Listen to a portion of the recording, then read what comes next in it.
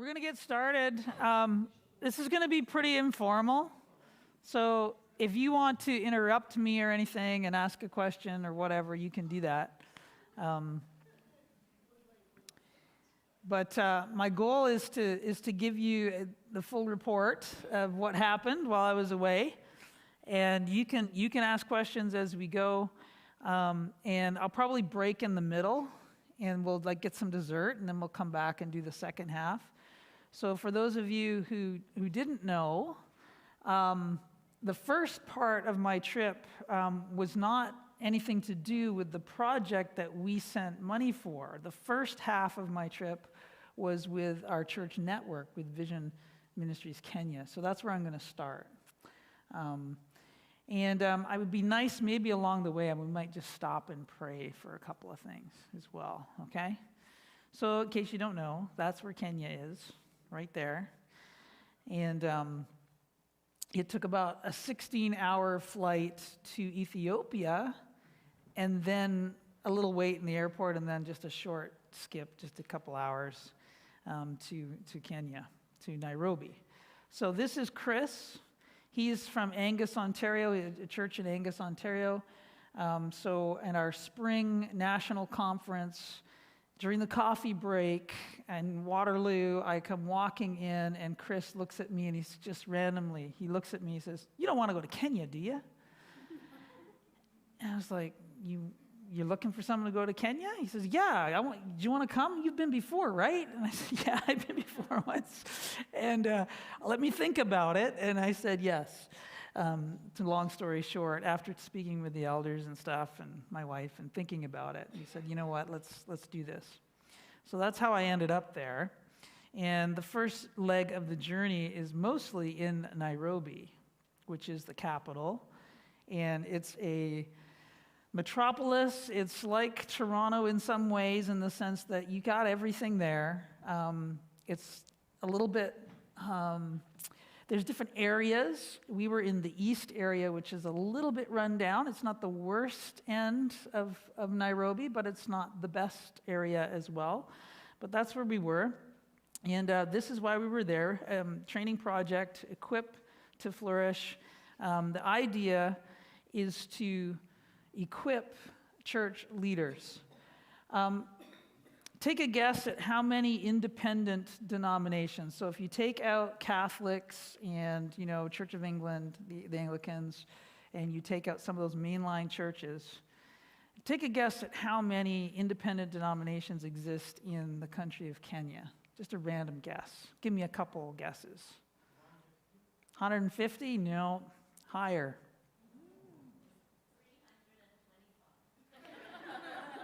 You're close, actually. There's about 306 different denominations and groups. And on a Sunday morning, literally everyone is going to the church. Like, everybody is up and out. Like, the streets are quiet on a Sunday morning for a little while, and everyone's sort of traveling to church, and it's just obvious.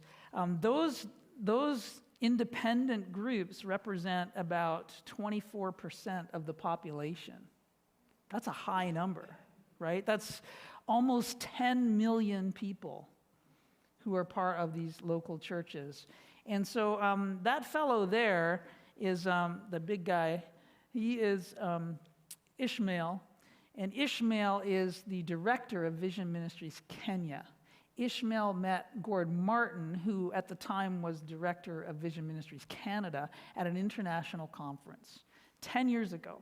So that's the connection, and they've been going back and forth, and they've been working with Ishmael as he tries to get church leaders together to equip them, to raise the level of leadership. So there's all kinds of leadership dysfunctions across these churches.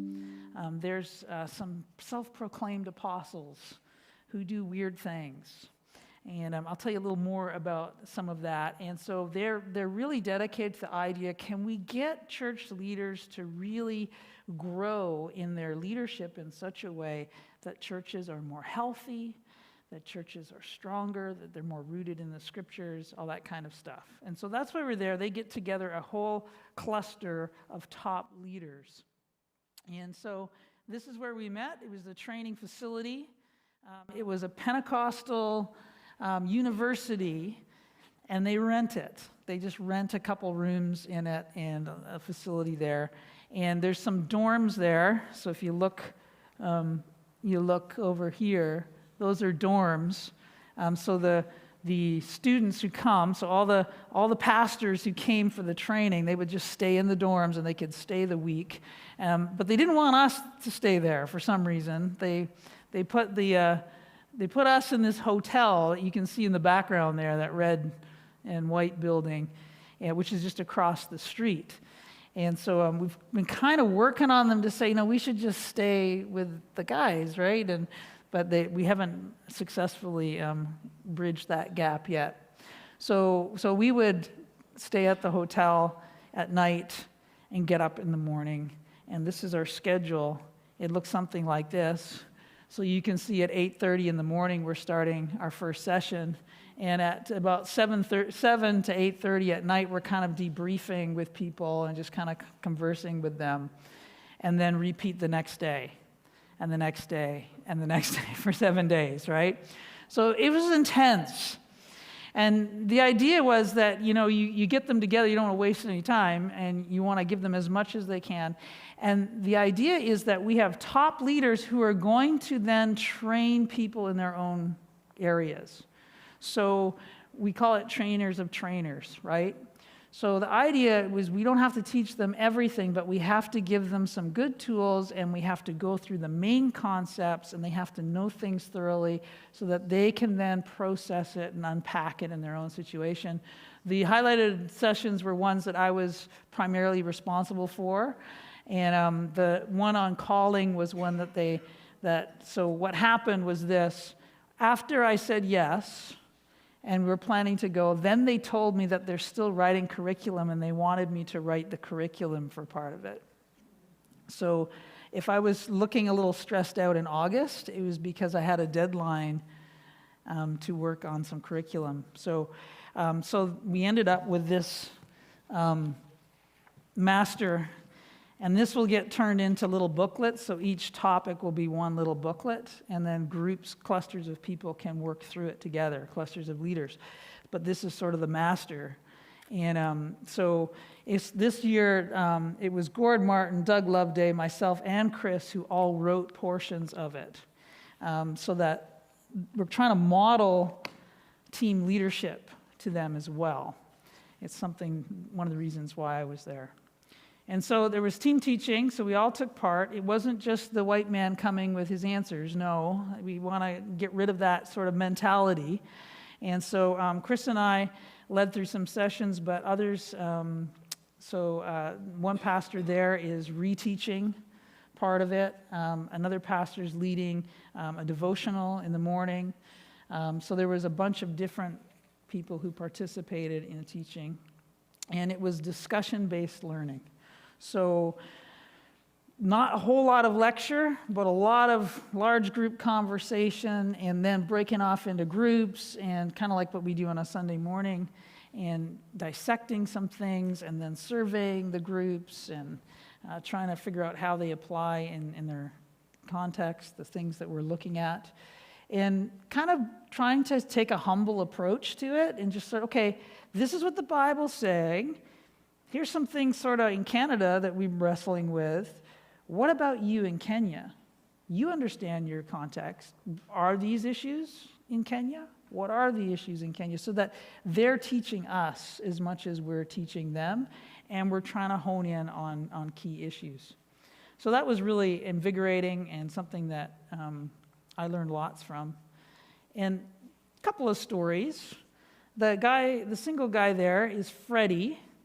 And Freddie is part of a first principle training project in Kisii, which is the daughter project of the first principle training I did back in 2017. So our church partnered with some guys in the Baptist church, some pastors, and we went and we did first principle training. And so he's second generation first principle cohort in Kisi that the Leaders 4 team is still following up with. So that was really neat, that connection, and to hear his stories and what he's doing. And it was evident that this young man, he's married with one child, so he's maybe in his 20s still. And I was just evident the maturity. Even compared to some of the older guys in the room, the biblical literacy and maturity that this guy had. So it was really super encouraging to just interact with him and to see some fruit from past things that we had invested in. And this other guy, Zach, and his wife, I think it's Maureen, they had a really interesting story because they are actually from 2 different tribes that fight with each other all the time. And so her tribe really looks down on his tribe. His tribe is from the country, and they're unsophisticated and all the rest of it. And they married outside of tribal lines, and that was a huge deal. So the training on marriage and all that kind of stuff that they did the year before with Vision Ministries really was helpful to them. So it was interesting to hear their story and how the families have now accepted him and how things are more integrated and how they worked through that. So it was just a really beautiful story of how God had brought healing and unity to the family. So they really impacted me, and I ended up driving through the hometown that they're in later on my trip. And so here are, that's the team, the trainer of trainers. That's all who was there. What? If you look closely, there's more than one white guy in that picture. There's 2 that are not like the others, and there's 2. So that's the guys. So some of these gentlemen were there for the very first time. Some of these gentlemen have been part of the full 3 years of training. Some of them have really grown and developed, and it was amazing to see some of the maturity and the help that has happened in their life and just how they're working things out on the ground. It was great to have some of the next generation that people were bringing people along with them. So there's a gentleman here that Ishmael is working with. Oh, he didn't get in the picture. Oh, no, he snuck out of the picture. That's too bad. I might have one somewhere else. But he was Calvin, a young guy, and he's just a brilliant administrator. And so Ishmael is like a really loud sort of, chief of the group, and really sort of like a big thinker and all this, and he's a little bit all over the place because there's a connection here, we need to follow up, there's a connection here, and he's a real go-getter. And he's got this young guy, Calvin, who works with him, and he's a great administrator. Reminded me a little bit of Lisa, actually. She's got some administration skills.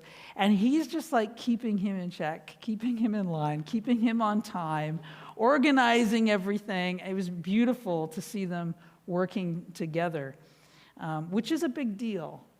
Because in Kenya, often the top leader, is very isolated and kind of he's the man and no one tells him what to do. And so it was good to see sort of this change in them. You know what? We're going to work together. I'm going to let someone else tell me something and correct me. That's a big deal. In fact, we had a conversation, and one of the older guys said, we talked about Moses was a humble learner. His father-in-law comes in and criticizes his leadership, really, and says, look, what you're doing is going to burn yourself out, and you need to do it differently, and lays out a plan to do it differently. And Moses listens and obeys his father-in-law, even though he's the top leader. And so we talked about this idea of being a learner, and a humble learner is a characteristic of biblical leadership. So the older guy was saying, but it's really hard when a younger person tells you that something needs to change. And we had a great conversation about how sometimes the younger person has something very valuable, so we need to listen and consider it, not just write it off. And so that was really healthy, I thought. So pray for these guys, because they represent, some of them represent whole networks of churches. So Ishmael, he's been planting churches in the slum, and that's his main thing. He's focusing on slum areas, and they're planting churches there. So we got to go to church in the slum. And so this second half of that slide, that's like the main street, and that's probably sewage. And here's your and here's the church building right here. Hope Bible Chapel, and that's where we went, and we got a little taste of church. Now, you know what surprised me is that while we went in there, it was so loud, and not only was it so loud, but you could hear other groups that were so there were several churches in the slum, and it was like they were turning the volume up louder and louder, that they would be the loudest one, which is kind of amazing. Stop me if you have a question, okay, about any of this. So we went in there, and so the culture of the church is quite different from ours. One thing is that there's always dancing. So Chris wasn't dancing, so they pulled him on the dancing floor. I can't do any of those moves very well at all. It's just going to keep repeating. The middle slide are the young people, and so the Sunday school and some of the teenagers came up. This was their presentation for the church, and the music is loud, and the guy jumping up and down is sort of one of their main praise leader guys, and his thing is you have to dance, that God wants us to rejoice with our whole body. And so he did many of the moves were simple moves, like jumping up and down, because he was trying to get everyone to. So here we are with people with lots of problems, but the joy and the enthusiasm was over the top. This was them giving, and they're dancing in the giving as well, which is on the one side there, and that big bucket was passed around to everybody, and there was music and dancing, and then there was more music and dancing, and they began to call people up to the front. So, Pastor, what are you going to give? Because they were raising money for their youth event. So what they were doing is all the churches in the network are going to put all their money together and have a camp for youth. And so the youth were trying to double the funds that they had raised. And so, yes, Chris and I got called to the front. What are you going to? And we were put on the spot. We had no idea that this was going to happen. So there's some good things about that. They were joyful givers, right? There's some things that maybe aren't quite along the lines of biblical principles, and like not putting people under pressure, but people giving freely, right? So it was interesting because we had similar conversations about this in our training. And I noticed something, and that is this sort of, they hear the principle, but we do it it's our culture to do it a different way. And kind of a willingness to kind of overlook the principle because this is the way we like to do it. And this is the way we've done it for a long time. And I maybe because I was outside I recognized that in our own situations, right? Here in Canada. There are some principles that we easily just overlook because we're not comfortable with them. And so I saw this with them. I thought, we're just the same. We do the same thing. And one of those things that was hard for me and Chris was they had their meal. And so the tribal tradition is you have a head table. And so they pull out these tables in the front of the church. And all the people, the pastors and the guests, sit around the table. And this good lady here is serving us. And they have lots of different foods, like the best foods, right? And they're feeding you. And then over at the side, after we've eaten, had some to eat, over at the side they begin serving the rest of the congregation. And they don't necessarily get the same food. it probably is a little less extravagant. So we had some conversations about what Jesus might think of that dynamic. But it also helped me understand the scriptures. When you read stories about like Jesus at the Pharisee's house, and this lady starts crying and washing his feet with her hair. How it's similar things going on. There's a table for the people who are invited, but then there are the others around the side who also would get fed, but they wouldn't be at the head. And she's breaking protocol, and she's coming in. So that was something that we wrestled with, but was so deeply ingrained in the churches there, not necessarily healthy. This is awesome. So the people with the blue sashes, and they were over the top with these costumes, but they were graduating from Emmaus Bible courses, and so training their young leaders is a big deal. So this church had hardly any young people at one time. Now they have young people, and they've been training the young people and giving them good biblical training. And so one young lady and 3 young men were graduating that day. So there was a procession, and there was more dancing, and it was one of the reasons why we had food together. It was a big, big, huge celebration. And there's a guy there from Germany who joined in with our team, and that was just kind of a cool thing, an exciting thing. And so that's what happened for most of our time in Nairobi. Any questions?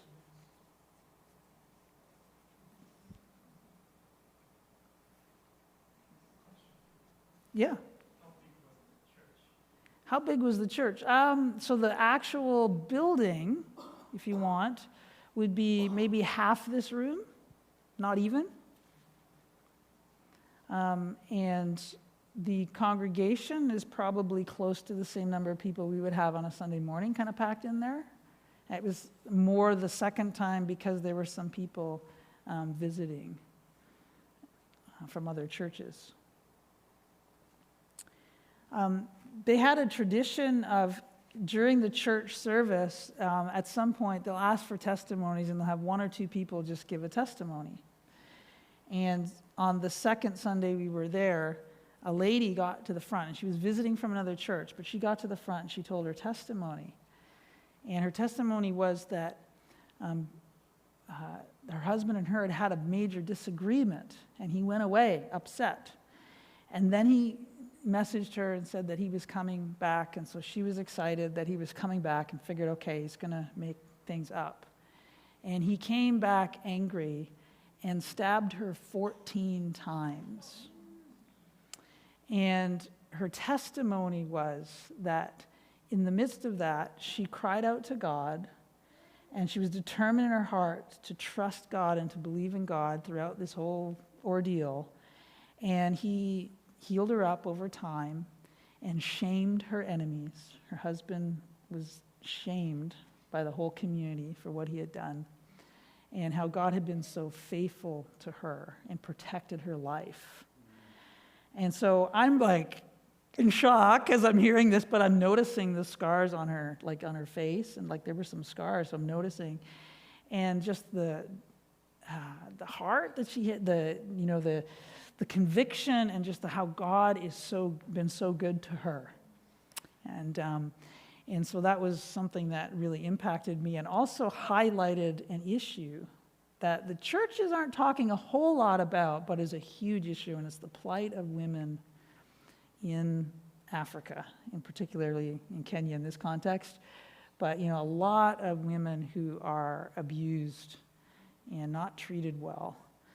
And when we dig into the biblical principles, like when we do the first principles on marriage, and we talk about what it means for a husband to love his wife as Christ loved the church, and what it means to not exasperate your children, these are huge, huge aha moments when people start to see that, and we see how it really changes families.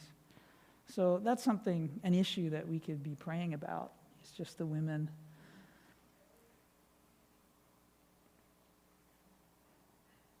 Yeah. The trainees who were coming, were they mostly from Nairobi area as well? Or? No. So this is fascinating. So we actually went down to Mombasa. I'll tell you about that in a minute. But some of them were up here in Eldoret. So Zach and his wife, who he married out of a different tribe, they're from Eldoret, which is right there. So they're coming from there to here. Kisi is over near Kisamu. It's somewhere in here too. So they're coming from all over. And I'll tell you, I'm ready to go, right? On Monday morning at 8:30, and Ishmael comes in. Well, I'm still traveling. No worries, no worries. 11:30. No worries, people are coming. There's only like 4 people, right? I think there was about 6 or 7 people. Okay, we can start now. And that was like at 1 o'clock. So our schedule got thrown way off. Eventually, by the second or third day, everyone was there. And of course, that didn't go over so well with me because I wanted to get through all the material. But they had to slow me down and they calmed me down. And they explained to me that many of these pastors have family responsibilities, have other jobs that they're working, and a whole week commitment's really hard for them.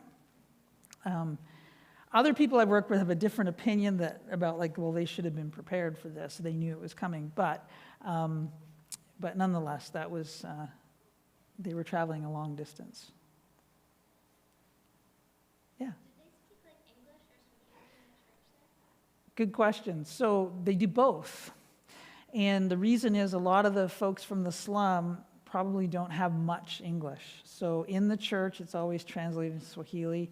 And if there's no one there no white guy there, they're probably mostly Swahili. With a little, it's funny because it's kind of like here. You know, some people are talking in Chinese, and then you hear some English words, right? Like it's the same kind of, they're talking Swahili when they're throwing in English terms and stuff along the way. So it's interesting how that, just in everyday life, it's kind of like that.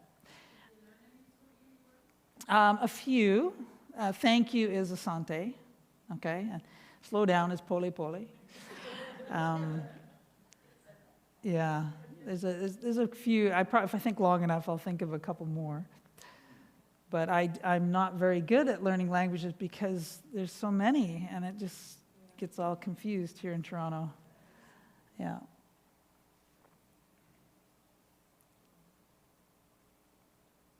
So when everyone in the training, by the way, spoke English. It was one of the requirements. So, and I mean, by the end, wives and children were there too, some, and they joined in with the training. So there was a little child there who just kind of joined in the conversation, which was really kind of cool, I thought. So it was really neat. So that was one thing. So after we were done the training part, we went to Mombasa by train. And so it was quite a long journey, but the cool thing was I got to see the plains of Africa out the train window, and that's looking to the south, the mountains. The other side of the mountains would be Tanzania. And so we went all the way to the coast. And the reason we went was because of this gentleman here, Joshua. And Pastor Joshua was his first time at the training, and Joshua had AIDS and was dying of AIDS. And God healed him.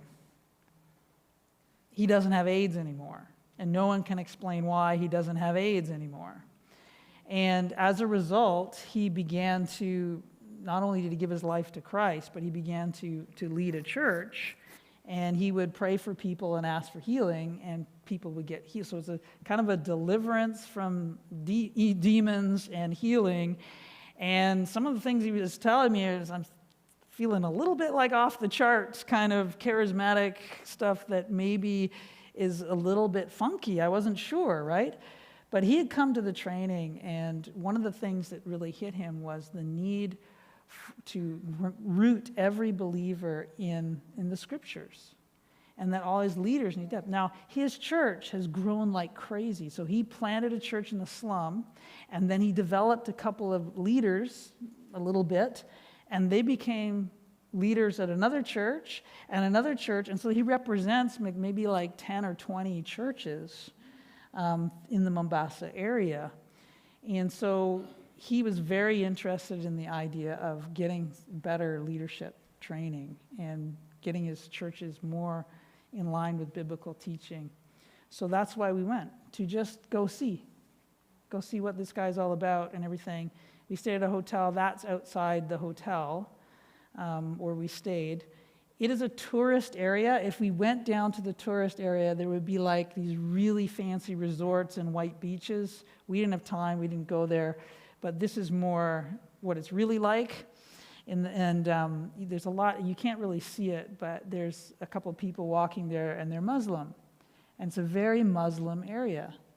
In fact, at 4 a.m. every morning, the call to prayer went off really loud, and the mosque had aimed their speaker right at the hotel where all the heathens stay, right? And anyway, so that was interesting. And so we travel the next day. We sleep because it took all day to get there, because we left in the afternoon, so it took like the rest of the day. So we get to our hotel, we have a sleep, and then we go to the slum, and we find this massive building. On a Sunday morning, that is filled. And people come, and I imagine it's quite a rambunctious event that they have every Sunday. We stayed there. We helped purchase some food for the people who came because some leaders from their churches came, and we did a mini conference. And so in about 32 degrees with really high humidity and no air conditioning, we sat there all day doing different things. I taught a section, and I got Ishmael in action there, and he's bringing it the African way.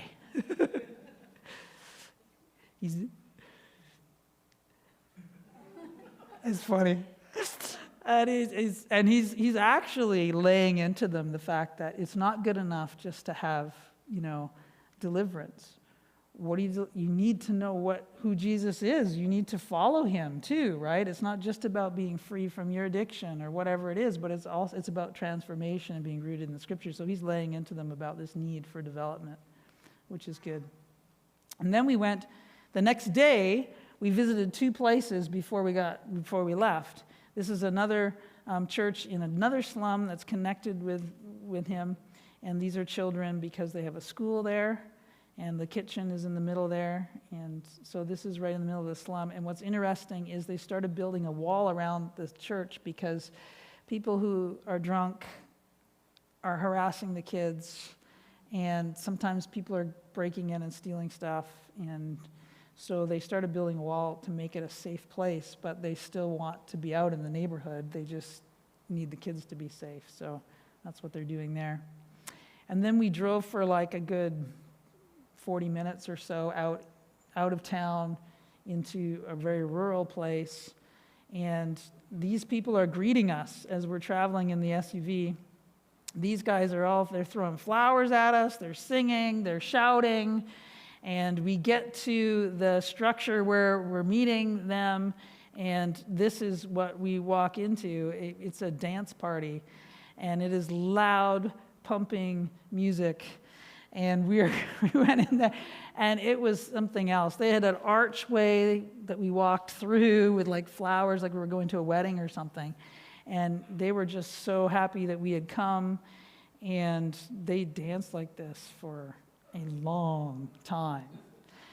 We supplied some funds so that they all had a meal together. So we had a big meal together, and we fed them. And this was a huge deal that someone would come to their little village and check them out.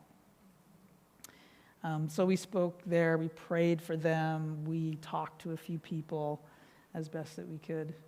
I was reminded because it was just, I was almost in tears with the joy and these people have nothing. And the level of joy and excitement reminded me of Revelation, where it talks about all the nations being there in the throne room of God, right? Peoples of all language standing before the throne, before the Lamb, clothed in white robes, and worshiping God together. So I just to me, it was a little taste of maybe what it might be like. So they were obviously, when we visited these places, there's a hope that maybe we would send money and help them, and, there's some funky things around that we have to be careful about, but it was certainly worth going and seeing what God's doing. The story is that through all of this, and I'll give one more story and then we'll take a short break. There was a group in this area, in the Mombasa area, and there was a prophet who was teaching people to sell all their possessions and come to their facility and stop eating so they can go straight to heaven. And the media crushed this. There's a huge investigation. The media was shut down because it was embarrassing to Kenya. But over the course of a few years, thousands of people died. I think they're up to 2,000 or something. People actually, no hope. They believed this guy. They sold their stuff. They donated everything to this guy, right? And they starved themselves. And there's stories that people who were almost dead but not quite, well, some of his workers finished them off. And there's all these unmarked graves. It made me think of our own thing with the schools and the unmarked graves. So they're actually excavating and digging them up. So the government of Kenya has some laws on the table about churches having proper structure, and all the things we were teaching is what the government, about governance that we were teaching on our trip, about having a proper board of directors and all the rest of it. All that stuff is what the government's threatening. We're going to clamp down on this. And if you don't do this, we're going to take your license away. You're not going to be registered. And churches there have to pay taxes. So if you don't register your taxes, we're going to shut you down. So what we were teaching and what we were bringing to them was, everyone was like, yes, we need this. It's relevant to us because of this terrible thing that happened.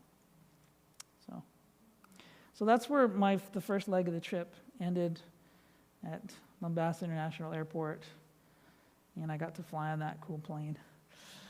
So let's take a break, and then I'll tell you about Mount Elgon, unless there's any other questions.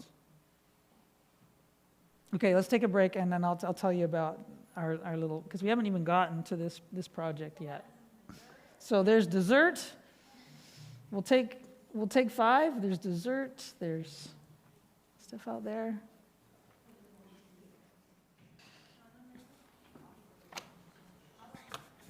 I'm wondering if I could get a volunteer. Oh, I think you should get Hannah. You think I should get Hannah? Maybe. Or Michael. Yeah, Michael, come. Come, Michael. Get a volunteer.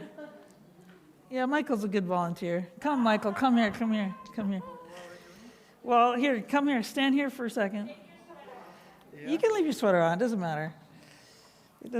Okay, so here, this goes like this. Okay? This goes around you like that.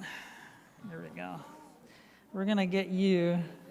I can't dance, by the way. I don't know how to dance. You don't have to dance. It's okay. I'm not sure how you did this, but through the loops? Am I too fat? No. There, I put it through a loop. All right. Good enough. There you go. Excellent. There we go. All right. And then this. Okay, so it's very important that this goes on your left shoulder, not your right shoulder. I don't know why, but I was told that if you do it on the left shoulder, if you're the right shoulder, it's bad. I was told so. Oh, it comes with the full set. Yep.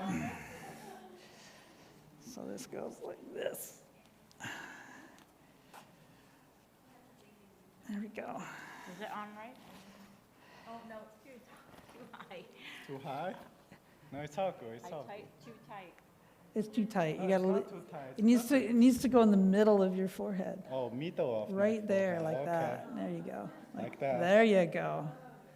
I That's really think important. Hannah would have looked much better. I think you probably would have fit Hannah better. That's true.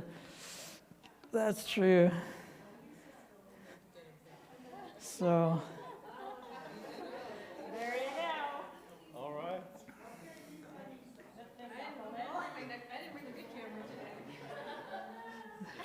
that you, you want him online? I don't know if you want to put him online. So this is actually not, anyway. This is the sabbat. I'm probably pronouncing it a little off, but the sabbat is a traditional dress for Mount Elgon, okay? The only issue is, yeah, you're flashing everyone.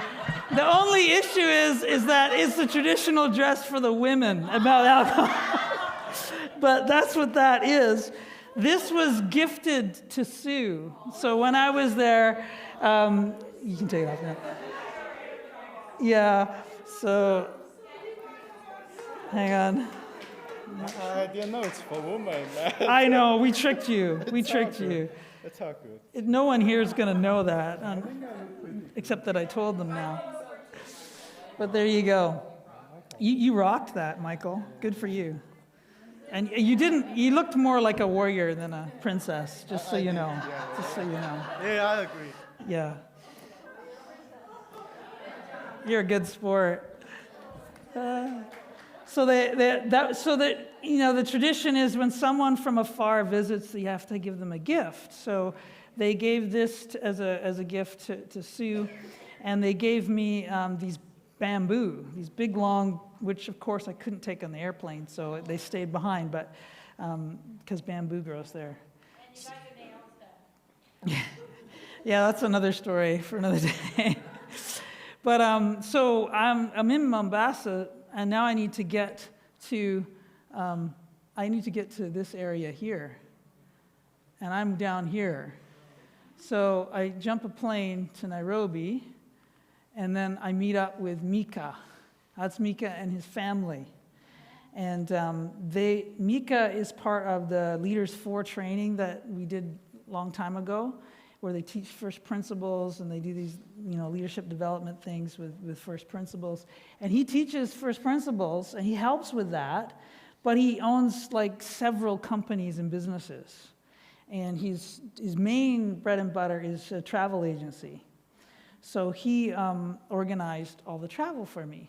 So I stayed at his house in Nairobi. He lives in a really nice part of Nairobi, and we stayed in his house. They stay there in the school year because the schools are better in the city, so they want their kids to go to the good schools. So they rent a place there, but he has another home, which is actually nearer to where we were going. And then, right, and his wife's American. She's an American missionary who is staying now in Nairobi, in Kenya. So we had to drive. We drove all the way from Nairobi because we knew we would need a vehicle while we were up there. So we're talking like a 7 hours drive into the mountainous area, and those are the views, which are amazing, right? And you notice all the little farms, right? And so we're driving down the road, and some of the road was actually really, the infrastructure was way better than it was back in 2017. So they've done a lot of work. A lot of the Chinese projects were done by the Chinese government, infrastructure. But it was a pretty good road most of the way. It was paved most of the way. Lots of trucks, because this is the main route from the coast into Uganda. So they go right across, and so there's tons of trucks. And we crossed the equator, and being a travel agent guy, he made sure we got out and we took a picture at the equator. So I went to the equator, that was fun. And this is the road to the school. So when we actually stayed in a motel in a neighboring town, because there's really no place to stay in Mount Elgon that has proper plumbing and things like that. So we stayed at a hotel. It was a little sketchy, but it was good enough. And then the next morning we went, and the first place they took us was the school that we all gave some funds towards. And so the school, that's the road to the school. You can see the ruts. Like we had to park he's got a big Jeep basically. It's a Toyota, but it's one of those big like Range Rover type Toyotas. Even that couldn't go through there. So that's that. So we had to walk in, and that's towards the school. That's like rocks. That's literally on the side of the mountain. So they did not, my report is that they did not get approved for testing center, even though they got all the desks and the chairs and stuff. And the reason is because the road is inaccessible. So the government has promised to build a road. So part of the road is started. So some of this road that was not even plowed like that. So they've started, they put it in an initial sort of thing, but they're not done yet. They've also promised to run electricity because there's no electricity in this little area. It's just a little bit out of town, and it's past where that stuff is. So the government's really slow to do things, but they've seen the work that the people have done, and they're so impressed that they've made these promises. So one of the things we can pray is that the government will follow through on their promise to finish the road and to run electricity, which will be a big deal for the whole neighborhood where this is. And so these are the school buildings. So this is the big one that they recently built. And this was the first one that they put together. It's just a single class, like a small classroom. And that's Pastor Moses standing there. They planted a church, and he does Bible studies and first principle studies, actually, and other Bible studies here in this building still. And the whole school thing started actually in a neighboring plot of land where there's a little house, and they would meet in the house. And the whole idea was hatched, and people have donated the land. The local people have donated the land for this. So that was really exciting to see the progress they've made. And it's pretty humble beginnings. I mean, that's mud and rock, right? Their long-term plan is that then they will plaster the outside with concrete, and it'll be good for about 10 years. It'll last 10 years. So they're coming up with a 10-year plan to get this, and then from there, hopefully, build on that. And tree planting ceremonies are a big deal. So the government wants people to plant trees because they were harvested so badly, and mudslides and stuff were a problem, right? And so there's a big push to plant trees. That tree is called an Elgon Kenya, and everywhere I went, they wanted me to plant one of those because it's a hardwood tree that the government has now outlawed. You're not allowed to cut it down because it was almost extinct. It had been like harvested so heavily, and it's indigenous to that region. So a student was assigned to look after that tree. And the reason they wanted that tree is because then I have to come back and see the tree, right? Because it's my tree that I planted, and no one's allowed to cut it down, right? So they're very serious. So back in 2017, they claimed me as their teacher, their trainer. And they're very serious about being a long-term relationship, and that somehow God has allowed this to happen. So the fact that I was there was actually an answer to prayers that they were praying. So it was just me showing up was a huge encouragement. This lady here is the chief of that area, and she's the liaison with the government. So we had Han Dawn here, and our MP. She's kind of like that, and someone's visiting this project. We need to pay attention to it. So that just raised the whole level of the project to another level. And so we sat down and in typical fashion had a round table and discussed. Some of these guys are on the board of directors for the school, and a couple of them are landowners who donated their land. This is John, who's the principal. This Mika, my driver and friend. And then, of course, I'm sitting right beside the chief, and I'm asking her questions. And we are actually asking, so what's the plan for sustainability? How are you guys going to do this? You know, is this, you know, and they're laying it out. They're laying out a strategy, and they're trying to figure out a way to do it, even though there's very little resources to work with. And so they're very serious about this. And what I was surprised was these landowners who gave land away and who live in the area, how supportive they were. What you can't see in these pictures, because it was off camera, was there are 3 teachers that I met as well who taught all year without any pay. So they're doing it because they believe that they need to educate the families in order to lift them out of poverty, and they're so worried about the next generation. So the next generation is more exposed to the internet and things than they were before, even though it's a poor place. And they have nothing, and they're easily depressed. They're easily discouraged. Some parents aren't really happy about education. It's like, why bother? You should be working the field. You should be don't go to school.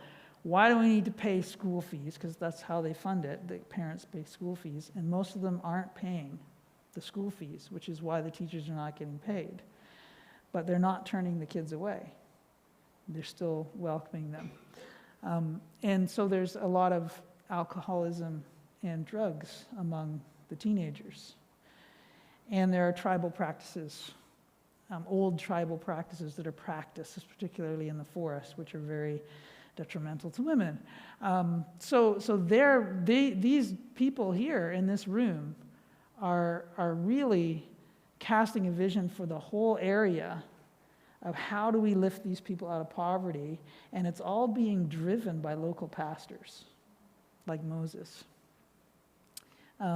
These were some of the students that wrote exams last week.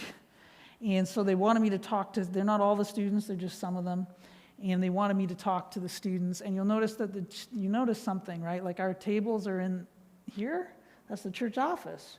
Well, it's the only room with doors and windows that they can lock up. So at the end of the day, they put everything in there so people don't steal it, right? And so then there's some chairs here. So I spoke to the students, we prayed with them, you know, we talked a little bit back and forth. It was a short visit, and you'll see it's a dirt floor, humble beginnings. Humble beginnings, but a lot of vision and a lot of momentum. Half of the chairs and tables that we purchased are at another site. So the government, seeing the enthusiasm and even support from some place like ours, they thought, well, we're going to let you do testing, but we'll have to do it they had another facility, a room that they weren't using, and so they let them use this building in another place. The problem is, it's about an hour and a half walk, 2-hour walk from where they are. So kids walk all the way there to do their tests. It may or may not have food for the day. And you know, would your kids go to school if they had to walk that far and not have food? And you know what I mean? So there's a lot of challenges, but that's why some of them. This is their evangelism team, as I mentioned on Sunday, and they're doing their little thing there. And so we walked like that and chanted, and see that guy has 2 spears in his hand because one of them's for me. And we had to walk around the town, they're chanting, and they literally paraded me around the town to say that I was here. It's the appropriate greeting, that no one's a stranger, right? If a stranger comes to town, he must be greeted properly. We have to know that you're from, you know. So I thought that was interesting. And this is not, they don't normally dress this way. Like, this is what they do when they go into the forest to speak with those who are living the traditional ways in the forest. Went back to the church, and that's the stone wall in the church. And they wanted me to bless the church and to pray for them as a church. They wanted me to just the church building and to pray for the church. And so that's what I'm doing there. And of course, we had to plant another tree. It was very important. And I should say that it wasn't just me planting the tree, but my driver had to plant a tree, Mika had to plant a tree, and so did someone else. When we were at the school, it was the chief that had to plant a tree. And so there's at least 2 or 3. It took a while, but we did that. Then we went inside the church building and sang a couple songs, and then there was a series, it was kind of like a town hall meeting. And Pastor Moses made a bit of an address. They had different, this is not their church family per se. These are a few of their leaders and a few pastors and leaders from other churches. So they took me to a room that I didn't get a picture of where the pastors meet in the village. And there's about 5 or 6 of them that get together, and Moses shares training stuff with them, and they learn together, and they're, how can we work together? And so there's this amazing little network, and they're from different denominations, different churches, and they're helping each other out. And so there was a level of unity that's so encouraging to me, and to see that they're actually, they're doing first principles, and they're building plans, strategies for life and ministry out of them in their neighborhood, and practical things like the school is what's growing out of it, which is so encouraging to me, because years ago I had no idea if it would even be. So I got a message from Moses. He says, I have 50 students that are scheduled to graduate in March 2025. And we want to invite the leaders which is the Baptist guys that came. We want to invite that team to come and see the work we've done and to bless the graduation. But he says, but we have hardly any books. And I have found a group that will help pay for the travel to get people there. But we have hardly any books. We have hardly any, if there's any way. And that's just normal. Everything has these barriers to them, whatever they do. And I want you just to notice, is there a problem with that building? So there's a whole section of the roof missing. There's no windows. Actually, this wood structure is inside the wall. It's not even touching the wall, right? So the story is, Pastor Moses keeps giving away pieces of the church. Most of it comes out of his own pocket, and a few other people who have helped to put together a structure so that when they meet, it rains every day in Mount Elgon, almost every day.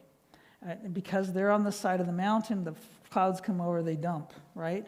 So it makes it lush and green, and anything grows, but you get really wet around 2 or 3 o'clock every day. So anything they do in church has to be done before 2, or you get wet. Okay, so everything, and when they gather as a large group, or you get wet. So after they gather as a large group, they often go into homes, and little homes, and they meet there. So some of those pieces here are actually on the school roof. And they had some on the sides, which are all gone, that were given to families who had no shelter from the rain. And so Moses sees the building as secondary to actually caring for people and building up the community. And so, and the people are agreeing with that. So they give their church away, their church building away, to meet needs in the neighborhood. If I had a chunk of cash, I might just buy some sheets of and donate them. It's a little more complicated than that, but it just showed me pastors really they give so much, like they're just always giving away, and unless you're a believer, you don't get it. And people just take advantage of that sometimes. They wanted me to get a feel for the whole area, and so they took me to all these places after we had our meeting. I should say one thing about this townhouse meeting first. I forgot. And that is that they were saying what some of their needs were, which I kind of expected, because they know I come from a wealthy country, right? But this lady stands up, and she begins to tell me, and we want you to know about the young mothers here. These young mothers became moms of teenagers. They have no education. they're doing their best now that they're Christians. They're doing their best to raise their kids and teach them the truth. But they have no education. They aren't sure what they're doing. We would love it if some older Christian women would just come and share notes with us and give us some pointers and encourage us. That was their ask. They didn't want resources. They wanted some older people who have parented before, because they're trying to figure out, how do we parent our kids? And a young man that's doing some youth work stood up and said, if you have any help in trying to figure out how we can maybe connect with the teens and help them. There's so much drugs and alcohol, and we're really struggling with that right now.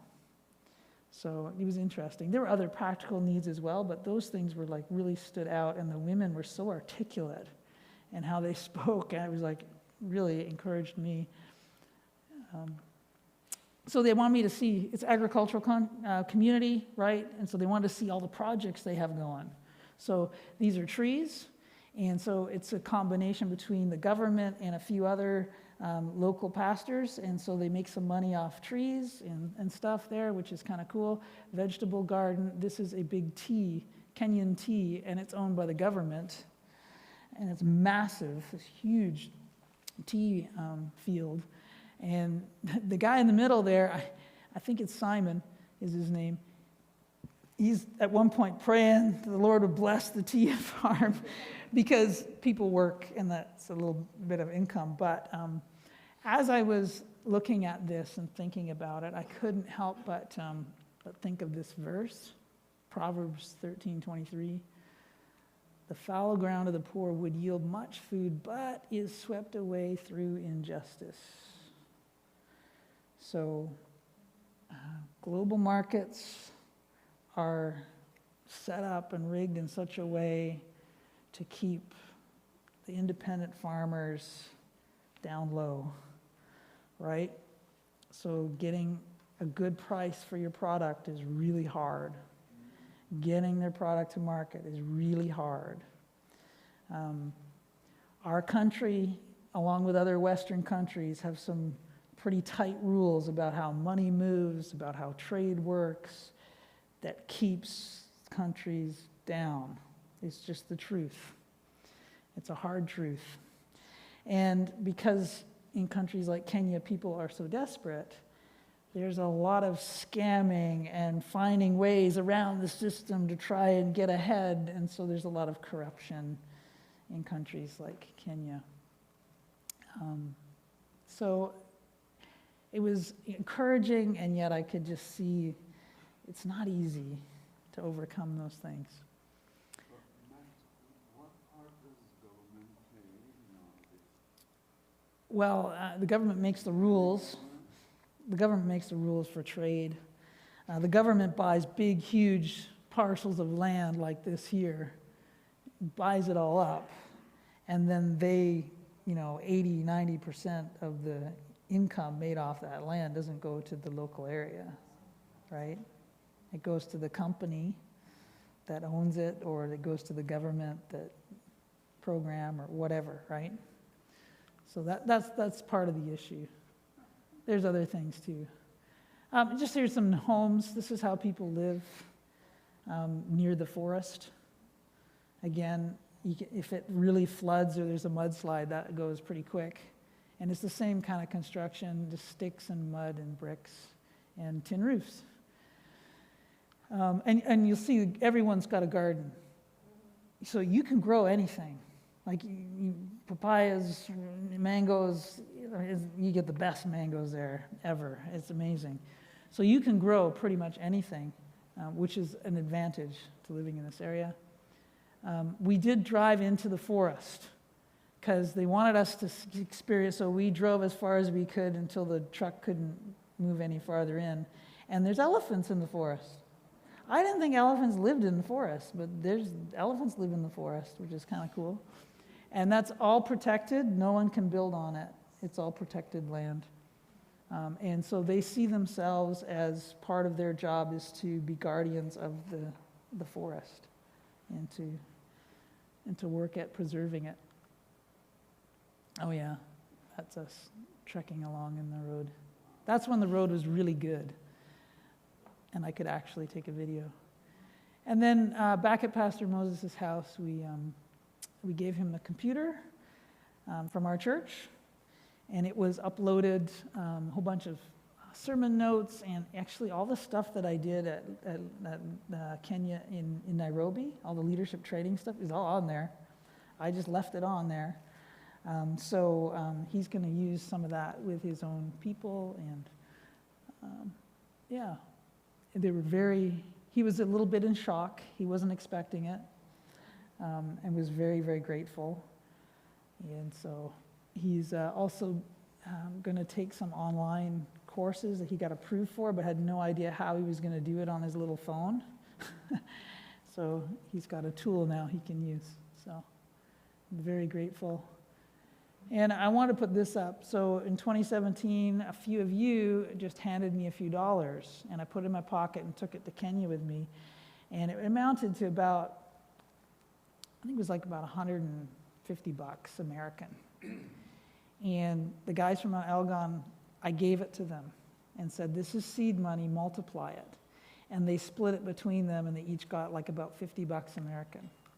Moses started this chicken thing, which you can hear in the videos that I played. They're attached to his house, and he raises chickens, and he sells the chickens, and he uses it to pay school fees for some young men and for other projects in the neighborhood. And so that $50 is still helping his family and other things in the neighborhood. So I just thought that was really encouraging to see that. Yeah. Oh yeah, and that's the video of them saying thank you that you saw. I don't have audio, so yeah. So any questions?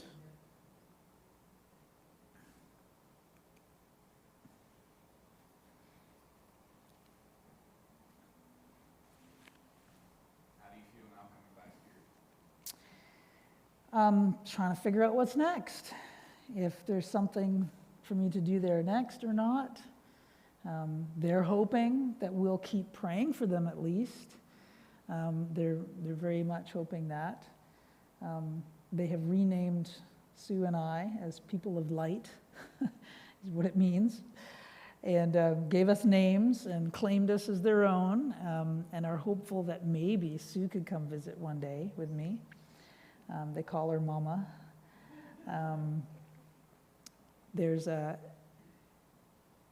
I don't know what's next. How do I feel? I feel humbled by the amount of dedication and work and unity amongst the churches and these pastors. I feel humbled that we have so much excess, and we find it very hard to sometimes to make any kind of impact in our neighborhood. And yet these guys are every day, how do we do this? How do we make this a better place for people to live? How do we explain to people that Jesus is our motivation behind this? I feel overwhelmed by the need. And so someone once said that if you give money to Africa, be prepared because it's an endless pit. And I think it's a very negative statement, but there's a reality to the fact that that the need is so great that you could literally give and give and give and barely begin to meet the need. So I don't think the answer is for us to just be donors. I think the answer is to be more like family, extended family in some way, where there's relationship and mutual relationship of some kind. Any other questions?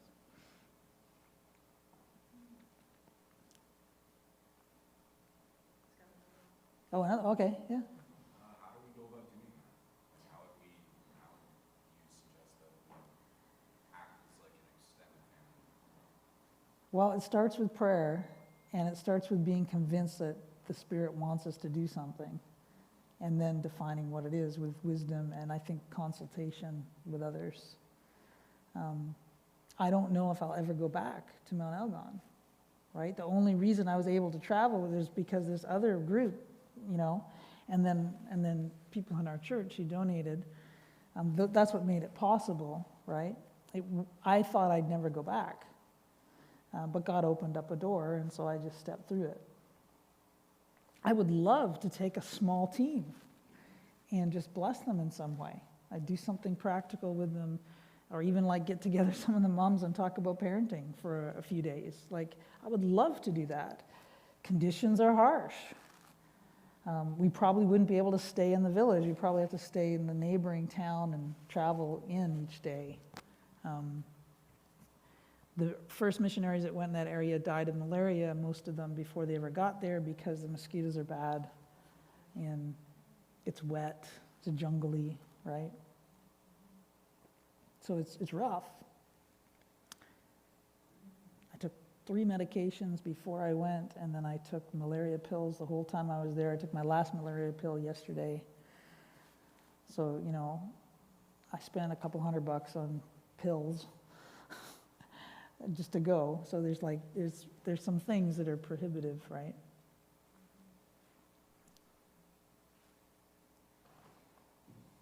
So the top challenges for people, well, one was the families dealing with their younger, like raising, the younger generation.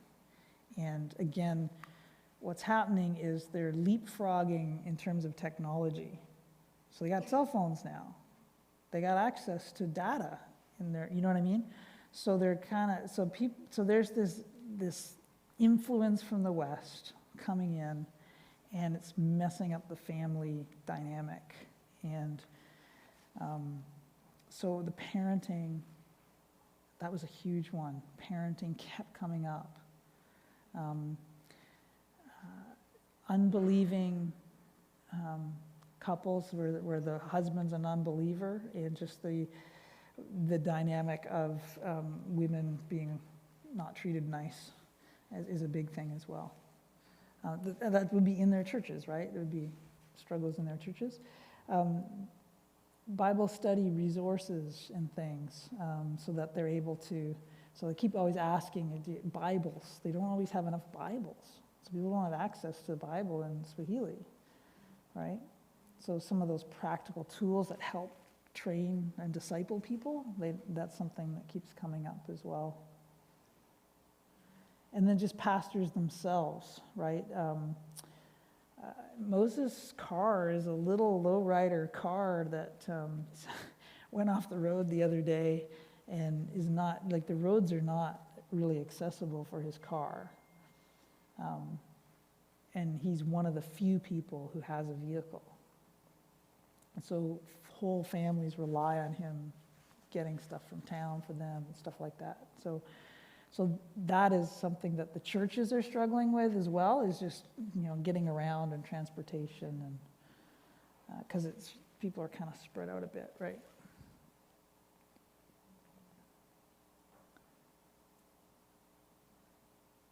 In terms of prayer, in terms of really good teaching, I was surprised at just there's a real quality to the teaching, to the praying, there seems to be a depth there. So in comparison to some of the groups that were at the VMK training and these guys, it was a real contrast, because these guys are much more spiritually rooted, I felt, compared to the churches like in Mombasa, which are really baby churches, a mile wide and inch deep, right? Whereas there seems to be a depth, maybe because it's a smaller community. Yeah. Does that answer? Okay.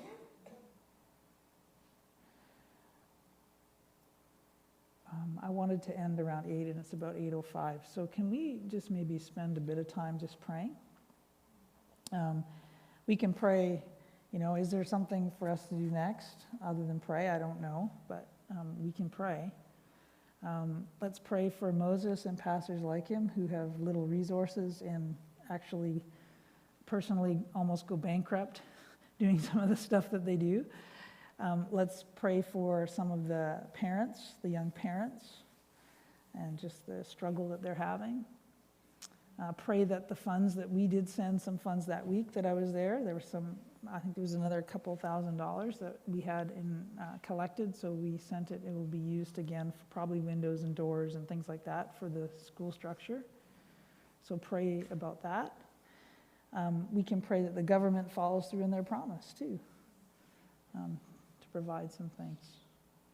And we can pray for all the people that Moses is working to train, and that they would get more Bibles and practical things like that they need for training families and discipling them.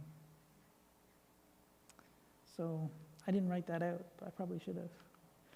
But let's pray. Why don't, just at each table, why don't you just take a couple minutes? Whatever God brings to your mind.